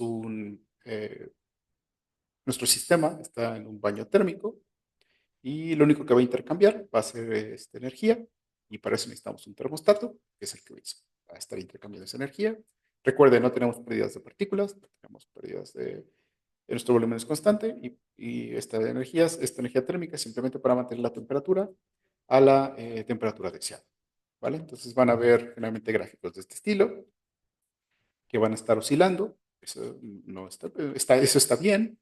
En promedio tienen que tener la temperatura objetivo, que en este caso fue de 300 Kelvin. Entonces el promedio está ahí, todo está bien. Entonces su sistema se calienta ajustando velocidades, que tiene que ver con la energía cinética, que tiene que ver con la velocidad. Y es así más o menos cómo funcionan los termostatos, acelerando y desacelerando moléculas. Átomos. ¿Vale? Tenemos la equilibración NPT. Aquí lo que tenemos es un ajuste del volumen. Igual tenemos un intercambio de energía con un baño térmico. Entonces necesitamos un termostato, pero también necesitamos entonces un barostato. Y eso también nos cuesta simular. ¿Vale? Existen varios barostatos, que igual dependiendo programa que utilicen son los que van a tener disponibles. Algunos sirven para equilibrar nada más, otros sirven para producción. Tienen que leer cuáles usar en cada caso. Y bueno, lo que hace el termostato es escalar el tamaño del sistema para mantener esta energía térmica de nuestro sistema. ¿Ok? Y entonces aquí ya podemos tener, ¿vale? Que dependiendo puede ser bares, pueden ser atmósferas. Tienen que revisar cuáles son las unidades que utiliza su motor biomacromolecular. Podemos calcular otras propiedades como la densidad, que también es una métrica de saber si ya nuestro sistema está en equilibrio. ¿Ok? ¿Preguntas hasta aquí? No. Pero me estoy un poco rápido porque vamos a ver. Ok. Bueno, y la última parte es la producción. Es donde ya dejamos que nuestro sistema evolucione libremente. Es donde vamos a colectar ya los datos para nuestro estudio de la dinámica conformacional, de plegamiento, interacciones proteína-ligando, etc. Aquí, como os mencioné, podemos llegar a nanosegundos a microsegundos, inclusive milisegundos, si el sistema es pequeño.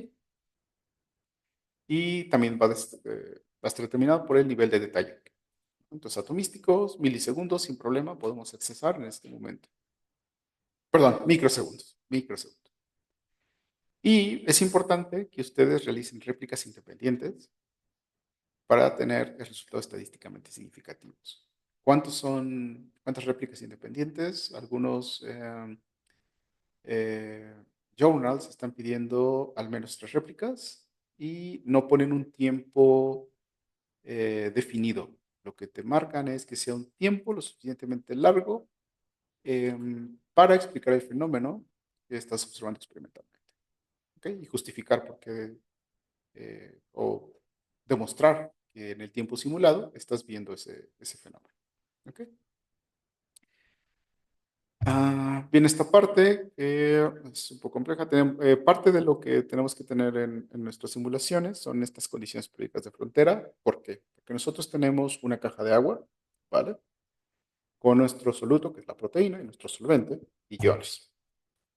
La proteína puede difundir libremente en nuestra caja, pero como las paredes no son rígidas, como lo que tenemos en un vaso de precipitados, o sea, no es que vaya a chocar con la pared y se regrese, sino que va a atravesar la pared.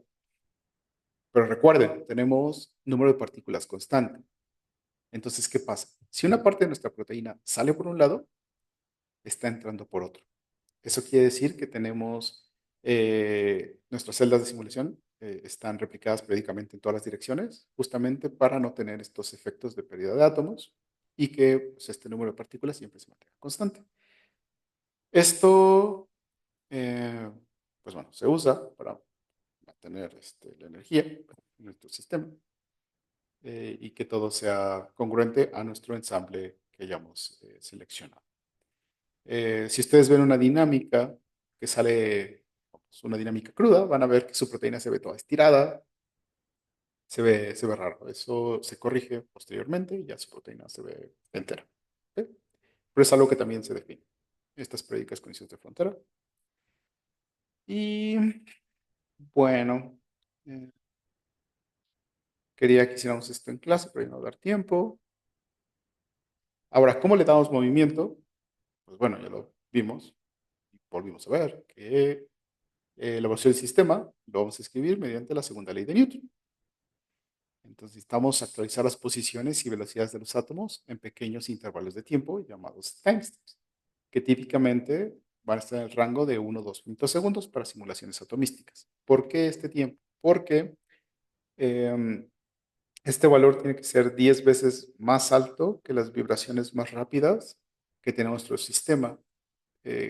Estas vibraciones son entre enlaces. ¿Qué enlaces serían estos? ¿Cuáles son los enlaces más rápidos que tienen las proteínas? ¿Enlaces o interacciones? Bueno, sigo. ¿Qué átomo? ¿Cómo hago la pregunta? Bueno, puentes de hidrógeno. O sea, no puentes de hidrógeno. Eh, son enlaces que están involucrados con hidrógeno. Esos vibran muy rápido. Entonces, eso es lo que nos limita en estos timestamps. Entonces, ¿esto en qué afecta? Bueno, Esto va a depender de el rendimiento de su simulación. Entonces, suponiendo que con un time step de 1 femtosegundo producen 50 nanosegundos por día, pero con un time step de 2 femtosegundos producen 100, ¿vale? Entonces siempre van a preferir lo más rápido, ¿vale? Ok, pero ¿qué pasa si no quiero simular a 2 femtosegundos? Puedo simular a 4 y hago 200. No, le metes errores numéricos. El límite para simulaciones atomísticas, así como están, es de 2 femtosegundos. ¿Ok? Hay algunos truquillos que puedo mostrarles para poder integrar a 4 o 5 femtosegundos y que sus simulaciones sean el doble. ¿Ok? Bueno, entonces, siguiendo con esto, tenemos que el cambio de energía potencial está relacionado con el cambio de las posiciones, y esto es igual a fuerza, y esto es igual a masa por aceleración. ¿Vale? Tenemos que hacer la aceleración, ese cambio de velocidad con respecto al tiempo. Entonces, podemos empezar a descomponer esta ecuación. Entonces, bueno, esta es la parte que les mencionaba, aceleración, bla, bla. Entonces podemos separarlos porque queremos las velocidades, hay una aceleración, tenemos, y bueno, con respecto al tiempo, integramos eh, estos dos lados y tenemos que la velocidad es igual a la aceleración por tiempo más una velocidad inicial. ¿Ok? Pero también necesitamos los cambios en las posiciones. Tenemos que la velocidad es el cambio de posición con respecto al tiempo. Y tenemos que velocidad es igual a velocidad inicial más aceleración por tiempo. Entonces, descomponiendo todo esto, llegamos a que el cambio en la posición es un medio de aceleración por el tiempo al cuadrado más la velocidad inicial por el tiempo. Y esto, ya sabemos cómo calcular velocidad, ya sabemos cómo calcular las posiciones. Y esto lo metemos a lo que se llama integrador, para saber la posición y la velocidad con respecto al tiempo en el siguiente paso, en el tiempo t, perdón, más este time step. ¿Vale? Y tiene esta fórmula. ¿Alguien sabe a qué se parece estas dos fórmulas? ¿A qué tienen cara?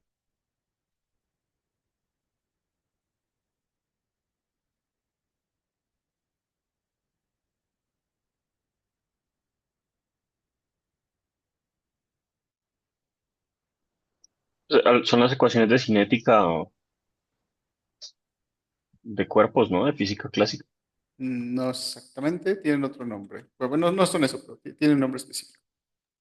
¿No son, se parecen a las ecuaciones de Navier-Stokes?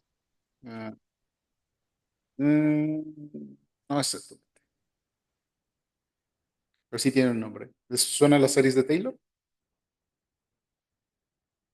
¿No? ¿Llevaron No, definitivamente. métodos numéricos? ¿No? Ok. Bueno, entonces aquí lo que nos menciona es, bueno, cómo se va a calcular. Hay una relación entre la posición y la velocidad. Eh, expresión de Taylor, dice cómo calcularla. Este último término es importante porque es lo que nos dice cuáles son los términos exponenciales mayores que omite. Estos son nuestros errores, ya sea errores por redondeo, etcétera. Y esto a la larga, pues le va a meter eh, ¿sí, sí? Inestabilidad en nuestra proteína, pero en tiempos muy, muy, muy largos. Esta es la forma base. Hay formas mucho más fáciles, perdón, mucho más seguras de evitar estos errores. Pero bueno, es más o menos cómo se hacía antes, ¿no? La forma más sencilla. Ah, bueno, esto lo podemos pasar rápido. Entonces, lo que hacemos es, en cada paso de tiempo, calculamos posiciones y velocidades. Cambiamos estas velocidades y obtenemos las coordenadas para el siguiente time step y lo hacemos de forma iterativa por tantos pasos como lo hayamos determinado en nuestro archivo de corrida. ¿Ok? Este valor de intervalo, el time step, es crucial, muy crucial. O sea, usan uno o usan dos. Si usan dos, hay determinados restricciones que tienen que meter sobre estas enlaces que tienen que ver con hidrógeno. Si ustedes son valores muy grandes, 4 femtosegundos, 5 femtosegundos, 10 femtosegundos, llevan a instabilidad numérica porque no puedes predecir la posición del hidrógeno porque se mueve muy rápido. ¿Vale? Es por eso que lo obtenemos en 1 o 2. Esa es la razón. Ahora, ¿pueden hacerlo en punto 5 femtosegundos? Por supuesto, pero eso les va a costar el doble. Entonces es un balance entre qué tan rápido y qué tan preciso quieres. O sea, obviamente una simulación a segundo va a ser mucho más precisa, pero bueno, para proteínas eso es demasiado. 2 es el estándar de hace un par de años y ahora el estándar es de 4, ocupando algunas técnicas que les vamos a platicar después. Y bueno, ¿dónde van a correr? Bueno, hay distintos softwares. Está Amber, está GROMACS, está Charm, está OpenMM, está NAM, está Quimera, LAMMPS, QuickMD, Schrödinger, Yasara, BioVia, etcétera, etcétera, etcétera. ¿Cuál van a ocupar? El que funcione para su sistema o el que tengan en casa, no hay de otra. ¿Ok? ¿Cuál es mejor? Todos funcionan. ¿Sí? ¿Pueden coexistir los sistemas? Me refiero, por ejemplo, Quimera con Amber o complementarse. No, son independientes. Ok. O usas uno o el otro. Exactamente. Ya. Aunque bueno, Quimera es para simulaciones chiquitas, porque las simulaciones las hacen en procesador, no en tarjetas gráficas. Todos los demás lo hacen en tarjetas gráficas, que eso acelera el cálculo. Pero sí, Quimera usa el campo de fuerza de A, pero no los puedes mezclar per se. O sea, corres en uno, corres en otro. De acuerdo. Ok, ok, 5 minutos más, chicos. Entonces, las escalas de tiempo, que es lo importante. Pues, obviamente todos los procesos que ocurren en la célula o in vitro pasan en diferentes escalas de tiempo. Aquí tenemos dos gráficos donde tenemos más o menos lo que tenemos que simular para ver determinados eventos. Entonces, en la escala de femtosegundos, tenemos las vibraciones de los enlaces. En picosegundos, que son reacciones químicas que no nos interesan en este caso. Ya en nanosegundos son estos rotaciones de cadena lateral o las fluctuaciones. El movimiento de dominios puede estar entre nanosegundos a microsegundos. Unión de ligandos, en este caso ATP, microsegundos. ¿Cómo se dice? Transporte pasivo de fármacos a través de la membrana. Segundos.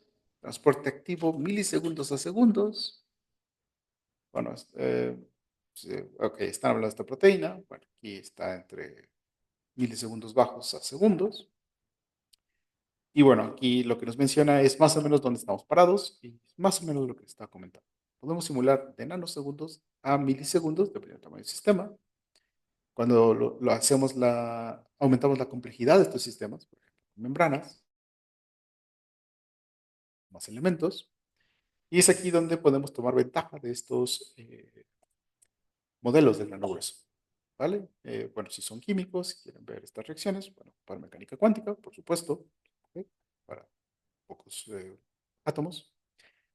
O pueden ocupar estas técnicas avanzadas de muestreo para poder observar estos eventos, que también van con sus asegúnes y no son, necesitan calibración. ¿Vale?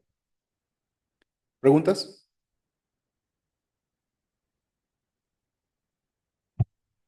Bueno, entonces nuevamente tenemos esta parte del costo computacional. A mayor detalle atomístico, aumenta nuestro costo y entre mayor sea el detalle físico que tiene nuestro sistema, aumenta nuestro costo. Entonces, para simulaciones cross-grain, este ya está viejo, de algunos años, ya teníamos 1 millón de átomos, ahorita estoy seguro que son muchos más. Bueno, preguntar de los cápsides. Virus completos, no, cápsides sí, se ha hecho. Y eso, para quien me haya preguntado, puede revisar los artículos de Perilla. Es el que está trabajando con cápsides. ¿Cómo, perdón? Perilla.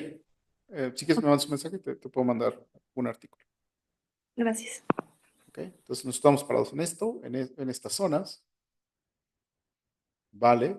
Pero conforme va avanzando la tecnología, pues podemos accesar a escalas de tiempo mayores. Entonces ahorita las tarjetas gráficas han sido aumentando, han aumentado su poder de cálculo, porque, bueno, este boom de videojuegos, etcétera, o de inteligencia artificial, se ha empujado eso y eso nos beneficia también a nosotros, ¿vale?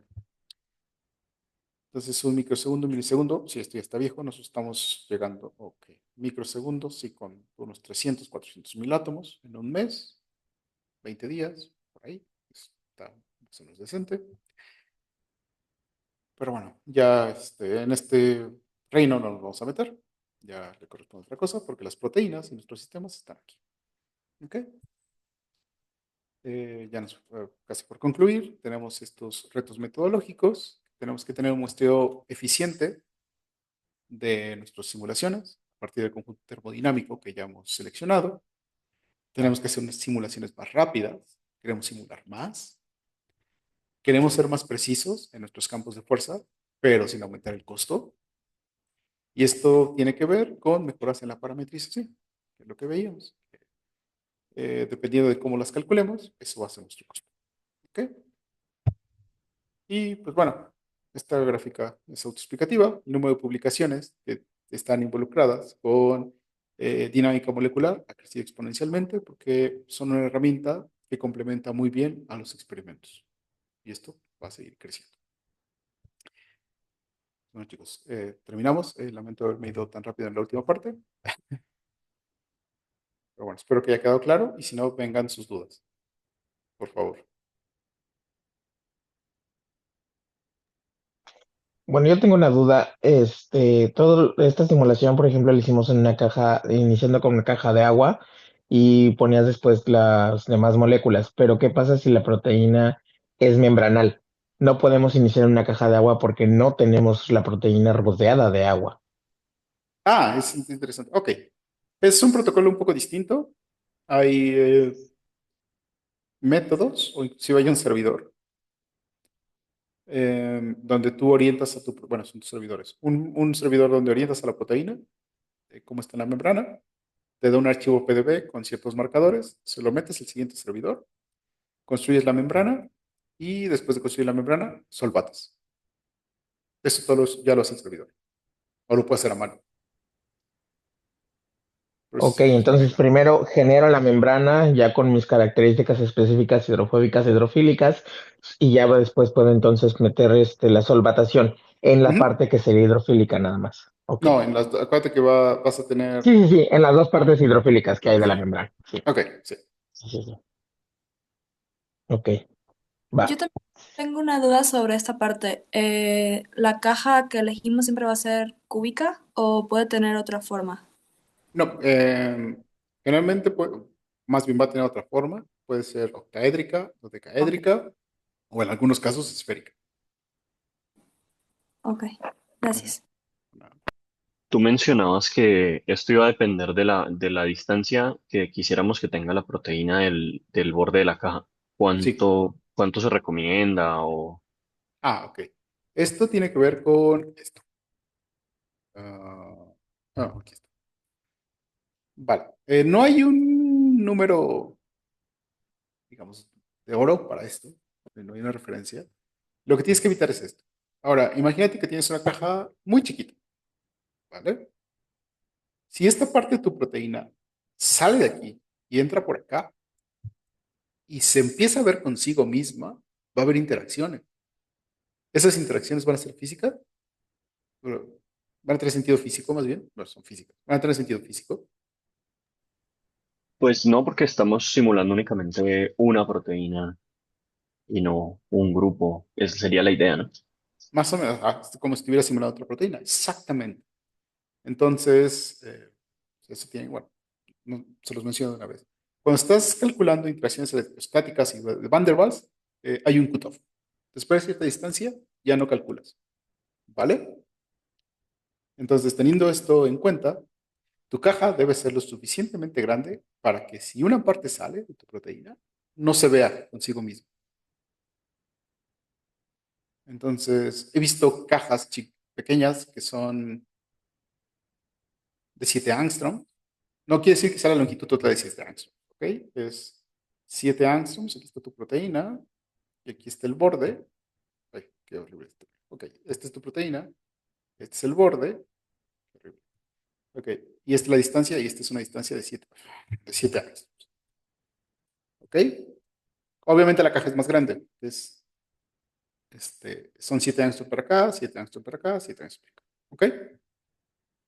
De Esta es una... acuerdo, o sea, sí se puede pasar, el hecho es que cuando se pase no interactúe consigo mismo. consigo misma, exactamente. Entonces te digo, la caja más pequeña que he visto es de 7 angstroms. Entonces puede ir dentro de 10, 15, 18, 20. Va a depender de tu sistema. De acuerdo, de acuerdo. Gracias, Fer. Y siempre fíjense Y en qué unidades bueno, están, perdón. ah, Nada, no, perdón, y ya justo otra vez hablando de las proteínas membranales y en simulación justo las condiciones periódicas de frontera, en el caso de membranas entonces tendríamos no todas las cajas que tenemos alrededor, sino solamente dos, no, porque en realidad sobre la membrana, o sea, para simular solamente el movimiento dentro de la membrana, pues no puedo simular ni hacia arriba ni hacia abajo. no, tienes todo. Tus sistemas son iguales, son réplicas en todos los lados. Tienen el mismo contenido. Siempre son Aunque no se iguales, puedan salir, porque aunque esté no la se puedan salir. membrana. Ok, Sí. vale, Ujú. vale, gracias. Más preguntas, chicos. Sí, yo tengo más. O sea, ya que una vez que, bueno, ya me comentabas que la caja que elijamos, que la caja puede ser de otras formas, pero ¿cómo elegimos o cómo sabemos cuál caja debemos elegir para hacer nuestra simulación? ¿O es algo que ya viene como implícito con el tipo de campo o, bueno, todas las condiciones que escojamos? No, esa forma tú la puedes definir. De hecho, sí hay forma de que lo hagas manual y ya hay algunas predeterminadas. Por ejemplo, en Amber tenemos cajas octaédricas y cúbicas. Entonces, la que es más eficiente es la dodecaédrica, perdón, la octaédrica. Y es la que elegimos porque reduce la cantidad de aguas. Esa es la razón. En Grommax puede ser cúbica y dodecaédrica. Seguramente hay otra más. Y en NAMD tienes la opción de hacer una caja esférica, que sería la más eficiente. Ok, gracias.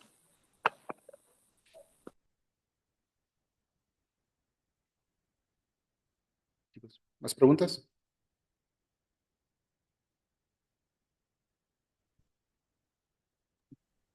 Creo que no por ahora. Ok. Si no tienen más dudas, chicos, pues termino la sesión de hoy. Espero que les Bueno, haya yo nada sido. más una Ok. general, perdón, no, para mañana. ¿Qué programas entonces tenemos que tener descargados en la computadora para que no haya ningún problema? Amber Tools, PDF Fixer y no estoy seguro si Modeler.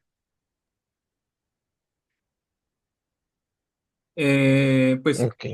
Ujú. dentro de las proteínas que teníamos pensadas utilizar, no es necesario un modeler, pero pues podríamos hacer una pequeña, ¿cómo se dice?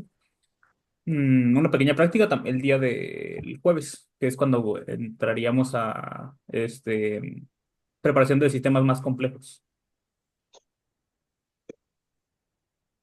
Perfecto. Muchas gracias.